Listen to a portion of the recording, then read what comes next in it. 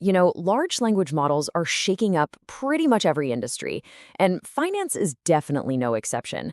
They're being sold as this ultimate co-pilot for analysts, right? Something that can sift through mountains of data in seconds. But what if they have a huge critical blind spot? Today, we're going to dig into some new research that really puts these AI analysts to the test, and what they found reveals a really fascinating and crucial weakness. All right, let's start with a question you could get any Monday morning. It looks simple enough, doesn't it? You look at the chart, you check a few key indicators, and you build a case. It means you have to understand both the company's fundamental health and its behavior in the market. So what happens when we pose this exact question to the world's most advanced AIs? And here's the crazy part. The top tier, most expensive models from the biggest names in tech, they almost all get it wrong. Just look at this grid. It's a sea of red X's. They incorrectly say there's a pullback, and then they incorrectly recommend buying. Only a single model gets even half of the question right. Now, this isn't some obscure trivia. This is a core task for an analyst. The fact that they fail so spectacularly tells us there's a massive hidden gap in what they can do, and we need to figure out why. So, to get to the bottom of why these models are failing, researchers had to build a new, much tougher stress test. It's called FinTradeBench, and it was designed from the ground up to test the kind of complex, multi-layered thinking that real financial analysis demands. Okay, so here's the key thing to understand. Financial analysis really lives in two completely different worlds. On one side, you have company fundamentals. This is the story the company tells in its dense, text-heavy SEC filings. Think of it as the firm's long-term health record. Then on the other side, you have trading signals. This is the raw, numerical, minute-to-minute data of market activity. It's the daily pulse, the market's mood. A great analyst needs to be a master of both. And this diagram, wow, it really shows you the incredible rigor that went into building FinTradeBench. Let's just walk through it. Over on the left, it all starts with those two data types we just talked about, unstructured text from SEC filings and raw price data. That info gets processed to pull out key signals and create some structure. Then, in the middle, that's the core of the benchmark. Experts create initial questions, and then those questions go through this sophisticated refinement loop with both AI judges and human experts to make sure they're high quality and unbiased. This final, calibrated set of questions is then used to test the models. The whole pipeline is built to force the AI to think like we do, to integrate both the text and the numbers to come up with an answer. So, what makes this benchmark so different? Well, this table makes it crystal clear. Previous benchmarks were good, but they pretty much only focused on the text-based stuff. FinTradeBench is the first one to systematically bring in time series trading signals. And most importantly, it tests for cross-modal reasoning, the ability to combine the fundamentals and the trading data to answer one question. That right there is the real game changer. All right, now we get to the really juicy part, the core finding. And honestly, it's a total paradox. There's this popular technique that's supposed to make AI models way smarter by giving them access to live information. But it turns out this tool is a serious double-edged sword. That technique is called Retrieval Augmented Generation, or RAG for short. The easiest way to think about it? It's like giving the AI an open book test. Instead of just using what it already knows, it can look up relevant documents in real time, like a company's latest 10K filing, before it gives you an answer. On paper, it's supposed to be a massive upgrade. But, and this is a big but, here's the twist. The research found that while RAG is a huge help when the AI is working with text-heavy company fundamentals, it actually becomes a burden, a negative, when it's trying to analyze raw, numerical trading data.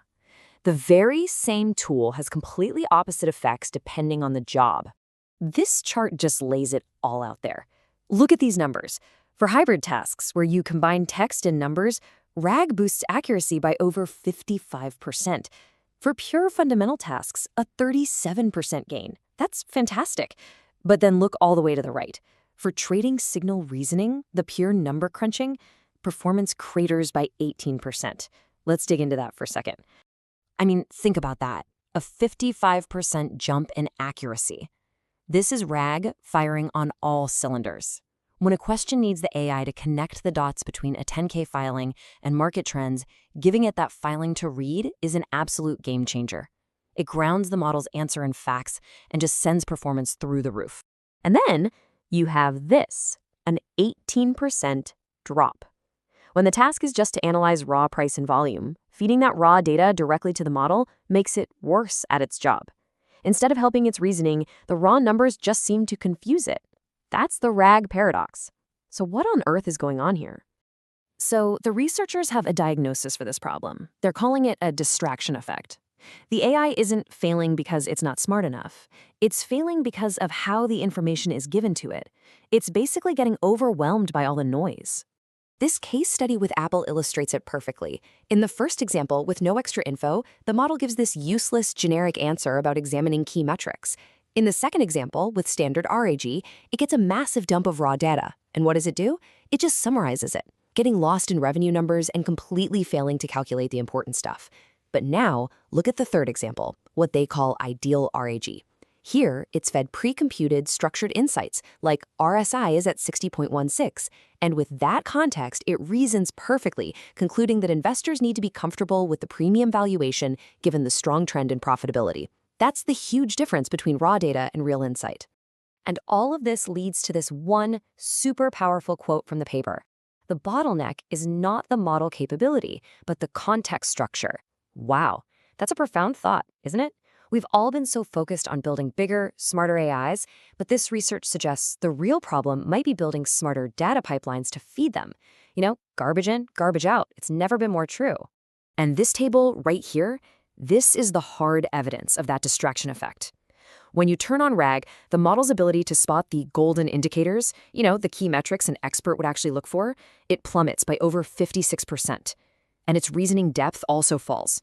So the AI's answer might sound more confident because it's quoting data, but its actual analytical quality is getting worse. It's just summarizing, it's not synthesizing. Okay, so what does all of this mean for you, the analyst who's actually trying to use these tools every day? Well, the findings from FinTradeBench can pretty much serve as the user manual for your new AI copilot. Here are the big takeaways. First, do use these tools to summarize those dense SEC filings. They're fantastic at that. But, and this is the big one, do not just dump raw stock prices into it and expect brilliant analysis. They will struggle. And always, always remember to trust but verify. The model can give you a very fluent-sounding summary, but you, the human expert, still need to check if it actually picked up on the truly critical signals.